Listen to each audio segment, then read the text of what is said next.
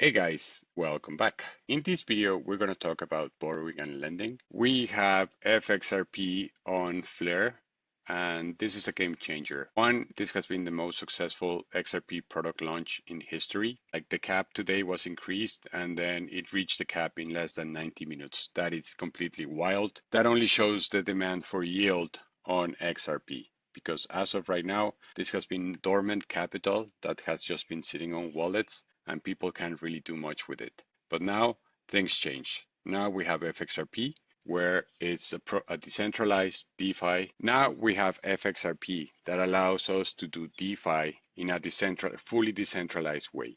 There are other products which I'm sure they're really good. It's just that those products are partly centralized and they're custodial. So basically you're sending your assets to a asset manager, and then that asset manager is deciding how it's the best way to make money for you. With DeFi and Flare, this is a little bit different. Here, you need to step up your game. You need to learn these things and understand them. But once you understand them, like there's no turning back. I've been studying DeFi for the past couple of years, like literally every single day. And a product like MXRP, and I'm not saying that it's a scam or anything, it's just like I'm not interested because they're going to be making the money and giving me the change. If that's the case, let's just stay with the banks. Like, I don't understand why people would do custodial stuff with their assets if we're all bragging how crypto is the future of finance. Borrowing and lending is a decentralized service where if you have capital, you have two options. One is that you can lend it. When you lend an asset on a borrowing and lending platform, you are giving access to your funds to other people so that they can pay you interest by having access to that capital. The other option is that you can lend collateral, so you have an over collateralized position,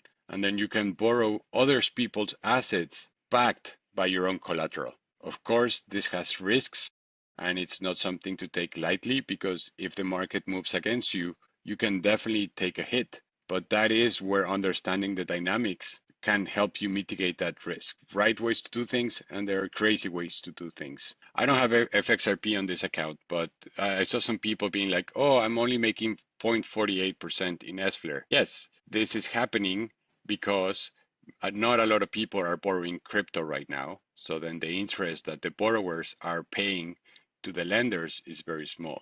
If we think about USDT, where a lot of people are lending and a lot of people are borrowing, I'm paying 10% to have access to this capital. And then the beautiful thing about this is that I can keep my crypto, so I don't have to sell my crypto right now, and I can borrow and then use this borrowed money to do DeFi with. And that can mean entering a liquidity pool, that could be buying more crypto. That is up to you. Like I said in the previous video, crypto empowers users but does not force them to make right decisions. If you don't know what you're doing and then you're just borrowing money and making decisions with that, then the chance is big that you're going to get burned. One thing to understand is that, for example, right now, there's only so many people borrowing. The borrowing cap is 144 and the borrow is 107. It's not a pretty high utilization rate. What that means is that there is not many interest that the FXRP users are paying the FXRP lenders. One thing that is very important is that each asset has a collateral factor. If I go to SFlare, I have a 71%, USDT 0 has a 80%. That means that from the 100% of your lend position, in this case I have $3.44 because I have a 71% collateral factor, I can only borrow 2.44. Your health factor is determined by how much you have borrowed against your limit, not against your total capital. That also means that for every dollar that I pay, in this case, I'm really unlocking 130% of my capital. As long as this debt is existing, I don't really have to pay it back unless the value of my collateral is dropping so fast that then I do need to either pay back or add more collateral to protect my debt. This interest, I'm not paying it anywhere. It's just that my debt, like I started with $1 and right now I own $1.0028. So the interest get added to your position, and the same thing happens if I am lending USDT and people are paying me interest, then those interests get added to your position here. On top of that, you have the incentives. And this is the beautiful thing, and this is why I think Flare is an opportunity, because right now you're lending your USDT zero, so you're getting 5% in USDT zero. Supply APY, it's in the same token that you're lending. And then the distribution APY is the incentives that Flare is giving to bring liquidity into the Flare networks.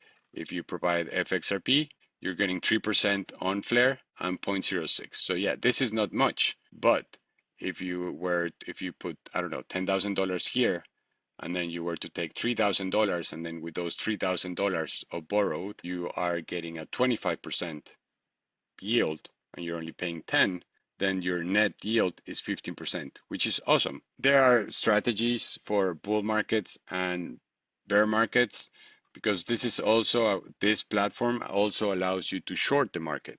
So right now, if I believe that the price of crypto is going to increase over time, then I want to have a collateral that is volatile so that it moves with the market. And I want to have a debt in a pretty much fixed place. So yes, the interest will make this debt larger, but this is not going to be shifting with market dynamics. This will. If I was in a bear market and I wanted to short, then I want to do the inverse. I want to lend stable coins because I want my collateral to be fixed. And then I want to borrow crypto that at some point I can pay back for much less money than what it's worth right now. So I think that the days of just buying and selling in a speculative way for crypto are almost over. I'm happy for that.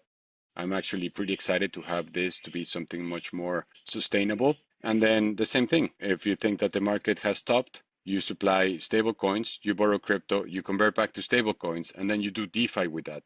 And as the prices go down, you're going to have more crypto, and then you pay back your debt at some point, and then you pocket the difference. That is really what DeFi is about.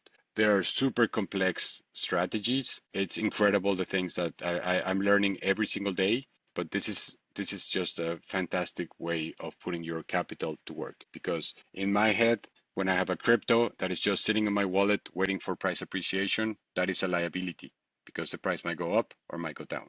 The moment that I put that crypto to work, then it becomes an asset, because then that asset is giving me yield and cash flow. Last example, I wanted to buy a laptop for work. So instead of selling my crypto, I took a loan against it. I buy my laptop. And then as I make money with DeFi, I can pay back slowly that debt. And then at some point, my assets are paying for my liabilities. And if you ever reach that, that is his whole premise. You use leverage to get cash flow that then can allow you to own more assets that then pay for your lifestyle. All right, guys, I hope this wasn't too long. I will see you next time.